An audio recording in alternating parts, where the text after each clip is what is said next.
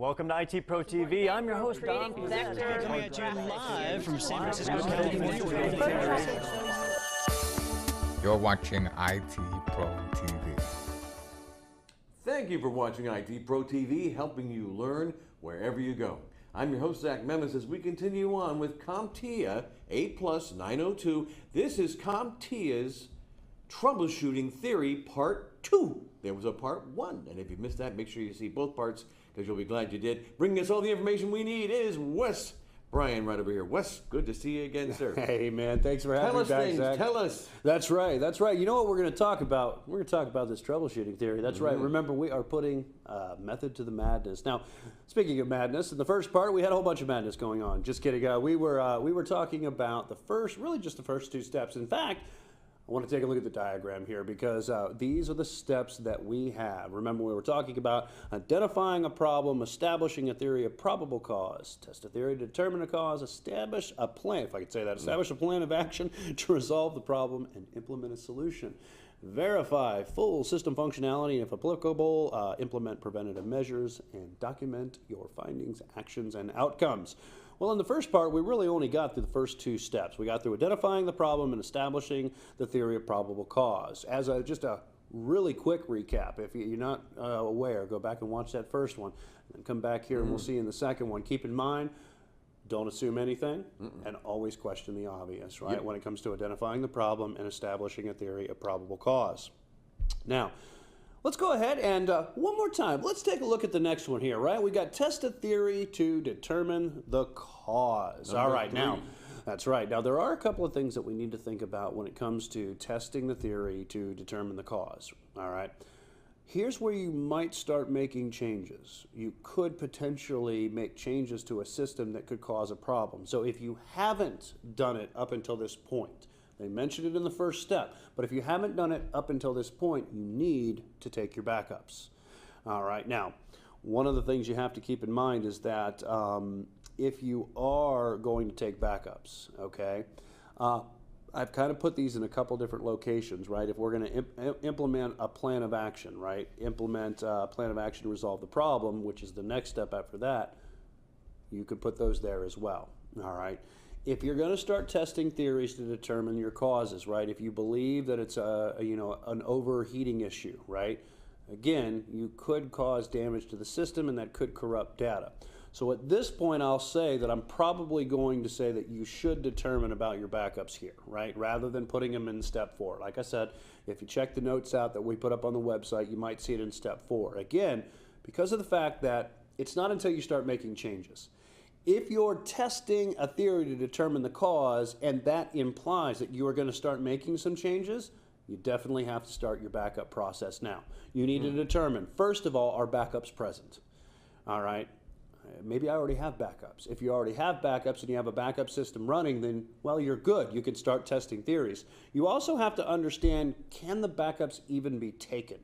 All right? And here's what I mean by that. If you have a hard drive that's failing, all right, you might not want to reboot your system, right? There are times where I've seen hard drives that, while the system was still powered on, would function. The moment you restarted the machine to try to test things, the hard drive never initiated again, and now it's the point where you have to take it out of the machine. You have to, if it's important enough, you have to take it to some kind of company, and they have to perform data recovery. Understand that a data recovery solution can be very expensive.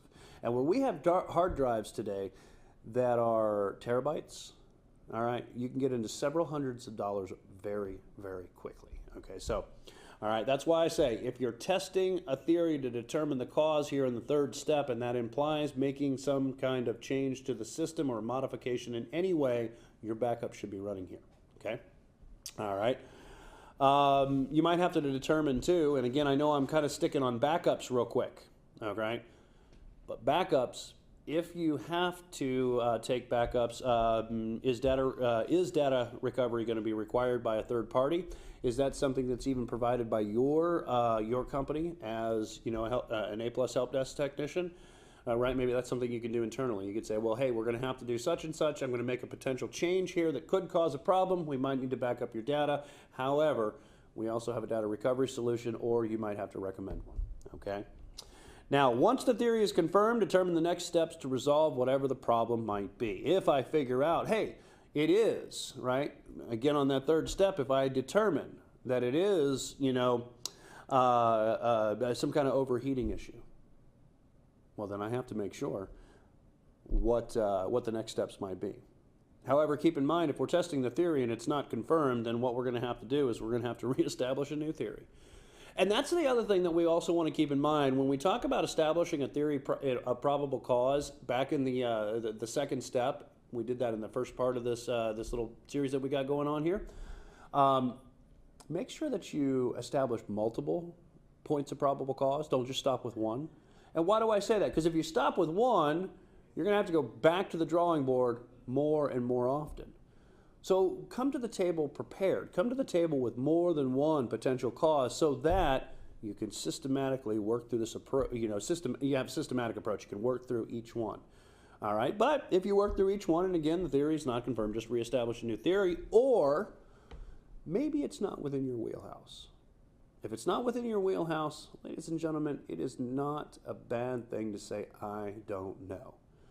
What is a bad thing is to say, I know, and then not know, because you're held accountable for what you say you know, whether you do or you don't. All right, and that's one of the things. Let me give you an example. If it's an electrical issue, right, if it's an electrical issue within the power supply, I know enough to know that I shouldn't be opening a power supply because they have capacitors in them that can retain enough amperage, whether they're working or not, to kill you when you touch them. Stop your heart instantly. All right, so what I recognize is that if it's a power supply problem, yeah, I can fix it by replacing the power supply, not opening it.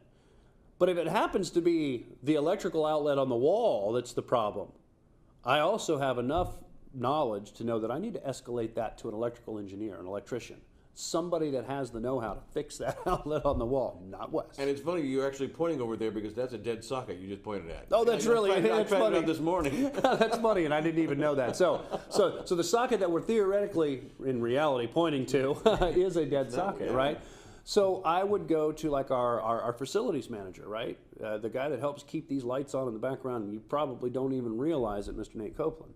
And Nate also knows when he needs to hire and contract an outside source to come in here and fix a problem that's just not in his wheelhouse, right? Escalation is not a bad thing, right? Now, keep in mind, you just repeat the topics, above until you find a potential solution. If you think it's a solution, that's where we get into, well, the next step. So the next step that we have after testing a theory to determine a cause, keep in mind all those things that we just said, once a theory is confirmed, determine the next steps to resolve the problem. If it's not concerned or not confirmed, start over again. Well, that's all in test a theory to determine the cause. But the next one we have to move on is to establish a plan of action to resolve the problem and implement the solution. Now, I want you to keep in mind, this is kind of two steps in one, right? It's on the same playground, play level, if you will. It's on an even field here, so you want to keep in mind that in the exam objectives, when you are going to take this exam, that the establishing a plan or a plan of action is the same level playing ground as implementing the solution. But once I know what the cause is and I know that I'm going to implement that solution, now I step back and say, okay, how am I going to approach this? How am I going to approach this? Oh, I'm replacing the CPU because it's overheating, or I'm replacing the cooling system. Well, how am I going to go about doing that? I know that's the solution. I looked into the BIOS. It's supposed to be, because like for instance, give you an example, the fans that run on top of a heatsink, I've seen them go up to almost 5,000 RPMs. They're supposed to be able to handle a certain threshold. And if I look at it and I can see that the internal core temperature of the CPU is rising and that fan is staying at around 1,000 RPMs, I know that there's something probably wrong with it. Maybe it's not accepting the voltage. So if I got to replace a fan, I got to come back with a solution. Once I know that that's the solution, I have to say, okay, first thing I have to do is determine, is this computer under warranty? If it is, let them fix it. Let the people that you're paying the warranty, that's why you got a warranty, right? That's right.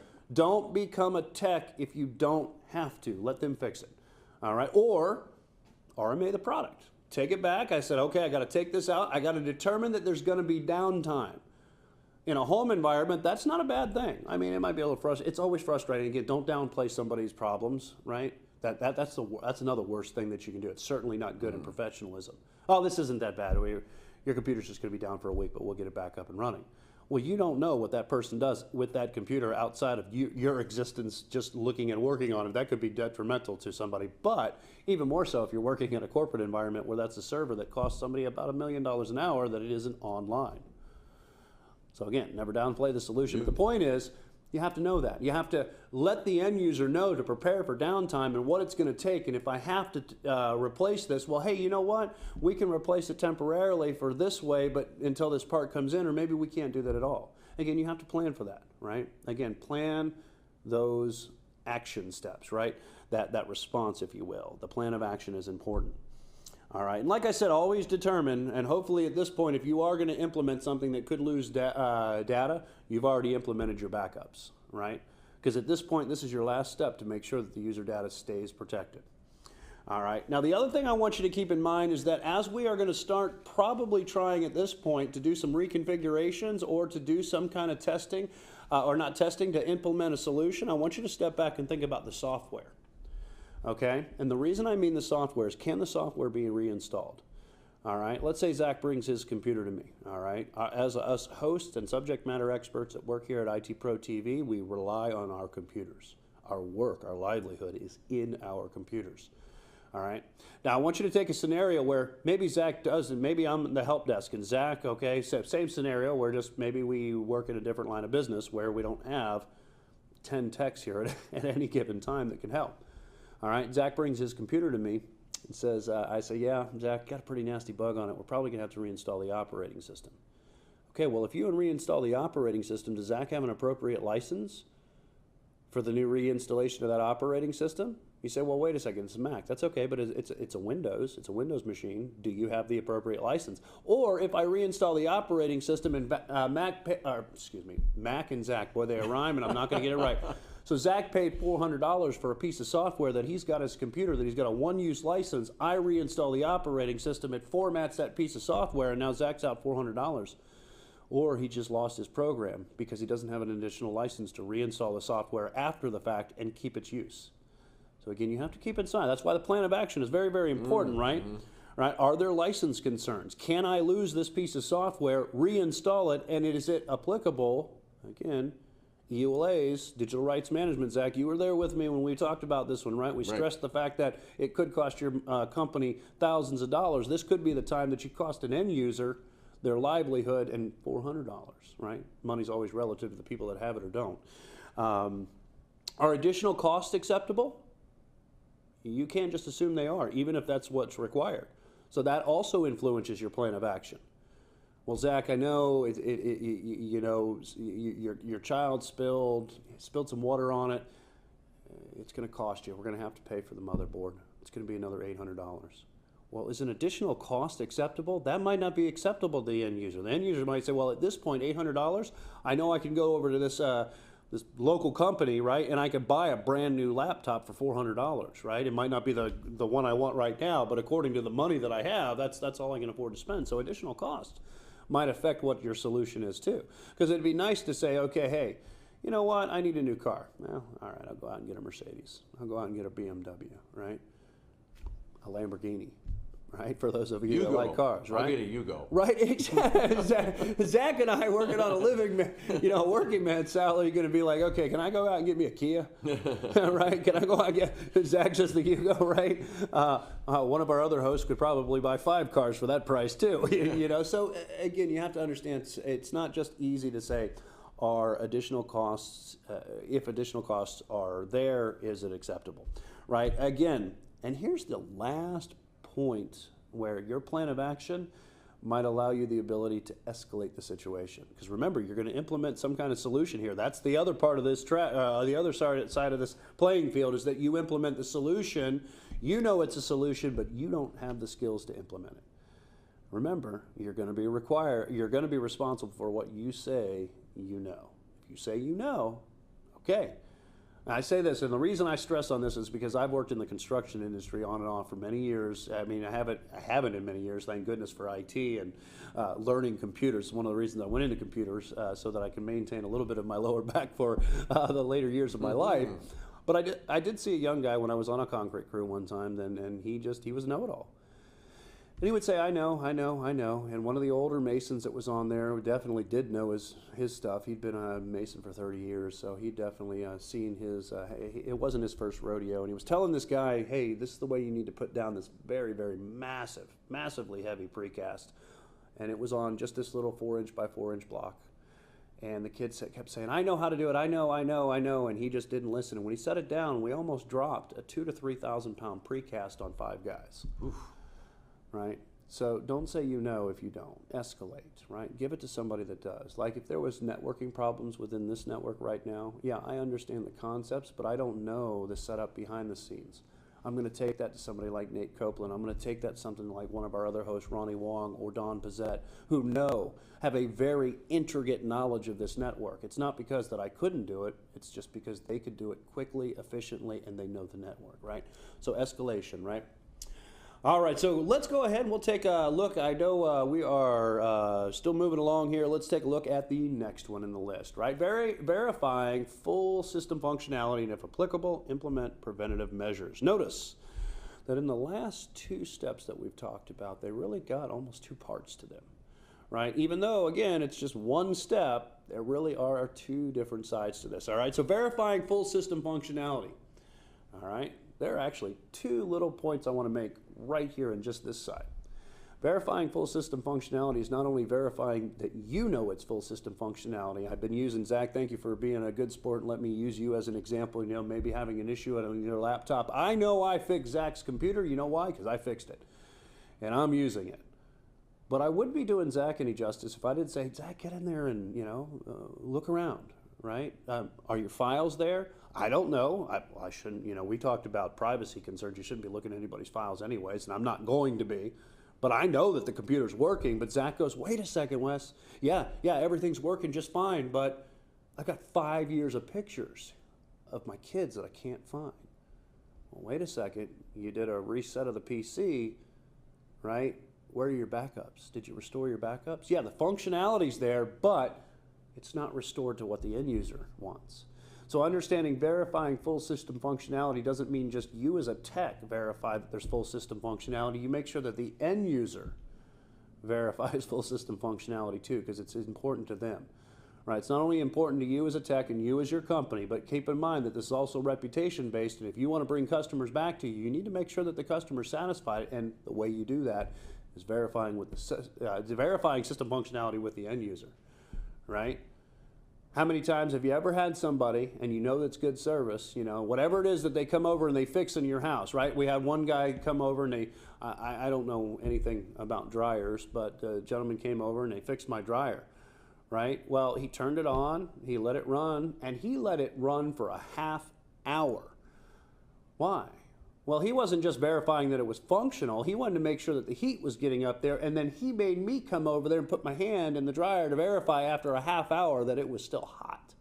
He was making sure that I was happy as a customer, and I most definitely will go back to them because of that, because they were really good. So understand that also for reputation-based, not just the troubleshooting method, but for your own reputation, the reputation of your company, verify that the full system functionality also satisfies the end user. Now here's the other one, maybe not so satisfying to the end user, is making sure that preventative measures, if applicable, are implemented. Things could be situational, right? You can have a problem that does manifest itself because of, well, what we call the ID10T error, right? The layer 8 issue, for those of you that are going on in networking, right? That's the user layer.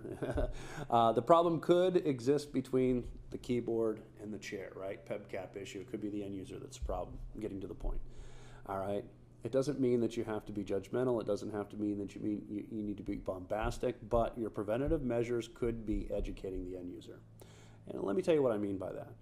All right, I've seen plenty of people that have nice computer desks, but one of the things that they don't realize is they set that computer all the way back to the edge of a shelf, all the way back to the end. And guess what? The back side of the desk is blocked completely off.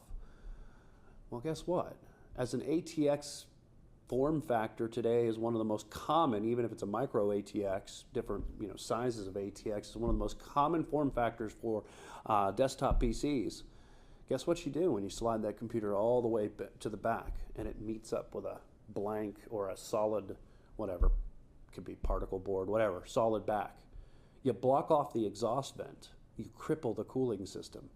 When you cripple the cooling system, you start to build up thermal heat, right? Heat inside of the system, and it causes thermal damage, right? So you have to educate the end user. Preventative measures might be saying, yeah, you could probably do a little bit better just kind of pulling that computer forward a little bit, right? As much as they call it a laptop, sometimes you don't want to put a laptop in your lap because guess what? The exhaust vents sometimes are on the bottom of the laptop, right? And laptop manufacturers have got really good about putting them on the back side of the system. But if I set that laptop up on a blanket on a bed, which happens, and I block off the back of that side of that laptop, guess what? I've also crippled the cooling system. Thermal management, right? So it can lead to overheating.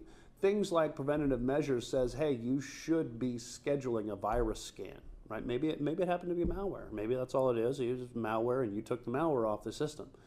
Well, let the end user know, right? There's a schedule that we run. If not, preventative measurements or preventative measures, educate the user, walk them through the part. Just say, hey, click this every once in a while, right? Soft sale. Call us. We'll come back and do it, right? Hey, you need to get the machine serviced every 6 months because of dust, right? Here in Florida, and Zach, I know you're like me, allergies. We know about some dust, right, and pollen, right? Well, these airborne particles, right, they can cripple a computer completely, right? We don't just have dust bunnies. We got entire bears that live inside of computers. Yeah, I was going to say dust bears, absolutely. That's what they are. So we have to worry about that too. And it might be just something where, again, preventative measures could be maybe the user is smart enough. And what I mean by that is because you say, well, smart enough, Wes, here you go, you're talking now. No, I'm not, but you use compressed air. Some people might just get in there and spray it, keep the nozzle down until they're condensing the air, and now you're blowing water across the electrical component. They might not know to turn it off first and unplug it, right? But again, bring it to our place, bring it to our shop, right? If we're a tech company, bring it to our shop once every 6 months and we'll get the dust out for you, right? So again, that could be whatever the preventative measure is. Preventative measures could be going into something like Task Scheduler and running the drive optimizer. Now, Task Scheduler is kind of run by default since the days of Vista, but it could be automating a task through software as well.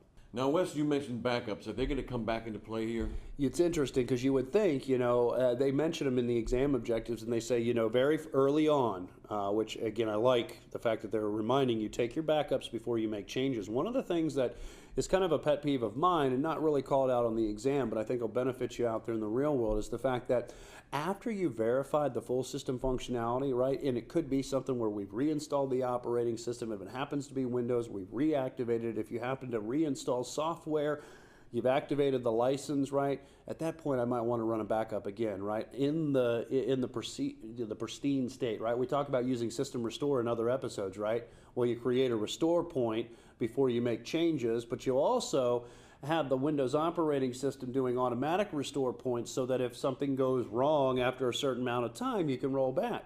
Well, once you have full system functionality, right, and your machine is good and it's running really well and we don't have any problems with it, rerun your backups, update your backups, right? At that point, take a system image so that if in a week from now, 2 weeks from now, a month from now, you can restore that computer to at least that point in time in case you have issues in the future. So yeah, I'm glad you asked that, Zach. That is right. Make sure that you rerun your backups after the full functionality and preventive measures have been implemented. Because think about it. We talked about removing malware. What was one part of removing malware? Disabling system restore, right? And then after we quarantine the system, we remove the virus, right? We re-enable system restore. We created a restore point. Now that we don't have viruses, we should run another backup, right? So I do believe it is a perfect point. When you have full system functionality and everything's good, that's what we want. Let's take a backup of the good environment so that if it becomes haywire, if it gives us a problem down the way, we can always at least restore to that point in time. All right, well, we've got one more, and let's go ahead. Oh, it looks like I've talked so much, my computer has kind of gone to sleep here. So we do have one more that we have to talk about. So let's go ahead and we'll take a look at that one. That's document your findings, actions, and outcomes. This is important, all right? Let me tell you why. This is important for you as far as education-wise and your resources, as well as is important for your company. And here is the reason, right? I told you verify full system functionality from the end user standpoint because that ensures that the customer is happy. Now it's about protecting you. What do I mean that? Well, Zach tells me, Wes, yep, we're good to go. Everything's fine. I need to get that in writing. I need to document it. I also need to document the steps that I took to get to that point. Why? Well, what happens if you come across that again? Maybe it's not Zach, right? Again, I'll stop picking on Zach here. Maybe, user B comes in, right? User A, Zach come in, we've taken care of the situation. I document everything. I document what I thought the problem was, what were the symptoms of the problem, right? What I thought the theory was, and then maybe I don't even do that. Maybe I say, okay, well, this is what it looked like, but this is what it was, and then how I resolved it and what the outcome was. Well, guess what? What do you think you're doing if you use an external source and you go to a blog and you're reviewing what they've gone through? Well, guess what they did? That blog is created on documenting the outcomes of troubleshooting, and it helped solve the issue for you. Your documentation is a blueprint of your experience. Think of it that way. Your documentation is a blueprint of your experience, and the more documentation you have, the more experience you have to rely on in the future. If you don't document it, then you're doomed to repeat the same steps again and again and again and again. And I think that's somewhere along the lines of what Einstein said insanity was. Yeah, that's exactly right. So we have to watch that, right? Keep that in mind. Document what you're doing because I wish, okay, and how many people document stuff? I'm not really raising my hands here, right? I wish there were things that in a company that I used to work for where I was doing Dell warranty calls all the time, I would have documented some of the stuff, right? I will tell you one thing that I do. When I come across machines, right, especially like Dell machines, I've got a Dell account that I've basically put in service numbers for all of the machines that I've serviced over the years, and I can go right back to Dell's website and I can review those, and I have all the driver packages for all the various Windows systems throughout the years, right? So at least that's a start. Write them down. If your company doesn't require you to do this, because it might be part of your warranty work, so it might be documentation a lot of times is a part of not only submitting a help desk ticket, but actually resolving and finishing and closing customer support information, the help desk ticketing system as well. So your company might require you to do it. But again, like I said, it's also important to you because you can turn around, you can look back at it, might be a year later, and you could say, yeah, you know what? I did come across, it's not the same CPU, right?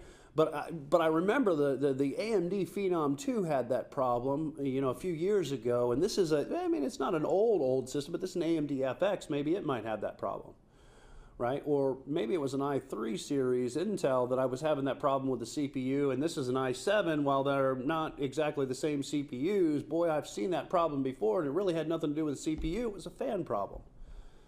Well, you just don't know, right? And that's why you go to external sources. But they also said go to internal sources. Be your own internal source, right? Again, your documentation is always a blueprint of your experience, and it can help save you a tremendous amount of time and research later down the road if you've already come to this problem. So keep those in mind. 6 steps. Know the adjacencies of the ideas. Memorize them forwards and backwards. And I do mean that. I remember when I was studying for the A+ exam, I would write them down, and then I'd write them backwards. I'd write them down, and then I'd write them backwards, right? And I just kept doing that until finally I had them so memorized that it didn't matter which of the questions they would ask me. I knew what the next step was. In fact, I could tell you in quote what the step prior to that was, so I knew where they were at any point in any scenario in the CompTIA troubleshooting model. Awesome advice and great presentation, Wes. So CompTIA's Troubleshooting Theory Part 2, there is a Part 1. Make sure you watch both of them, and in fact, watch everything, all the videos in the CompTIA A+ 902 series. You'll be glad you did. And by the way, thank you for watching IT Pro TV. And remember, a good IT Pro is always learning. I'm Zach Memis. And I'm Wes Bryan. And we will see you very soon.